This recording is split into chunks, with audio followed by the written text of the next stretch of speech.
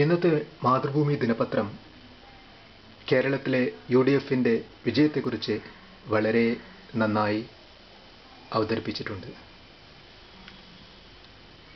കണ്ണൂരിലെ എ.പി. അബ്ദുള്ളക്കുട്ടിയെ അദ്ദേഹത്തിന്റെ സുഹൃത്തുക്കൾ ചേർന്ന് സഹർഷം ആനയിക്കുന്ന രംഗം മുൻ പേജിൽ തന്നെ കൊടുത്തിട്ടുണ്ട്. കൈ നിറയെ എന്ന തലക്കെട്ട് വളരെ ഉചിതമായി തോന്നി.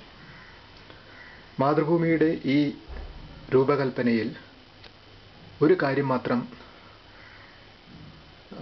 ഒരു പോരായ്മയായി വേണമെങ്കിൽ നമുക്ക് പറയാം. കൈ നിറയെ എന്നുള്ള ചുവപ്പ് നിറം അതിനെ മാറ്റി കോൺഗ്രസിന്റെ കൊടിയുടെ നിറം അവിടെ കൊടുത്തിരുന്നെങ്കിൽ വളരെ നന്നാകുമായിരുന്നു. ബംഗാളിൽ ഇടതിന് തിരിച്ചടി എന്ന വാർത്തയും വളരെ ഉചിതമായി തന്നെ മുൻ പേജിൽ മാതൃഭൂമി കൊടുത്തിട്ടുണ്ട്. പക്ഷേ ഇതിൽ തന്നെ കൈ നിറയെ ചുവപ്പിൽ കൊടുത്തത് ചുവപ്പ് മുഴുവൻ കൈക്ക് കിട്ടി എന്നുള്ള അർത്ഥത്തിൽ നിങ്ങൾ കാണുകയാണെങ്കിൽ പിന്നെ വേറെ ഒന്നും പറയാനുമില്ല.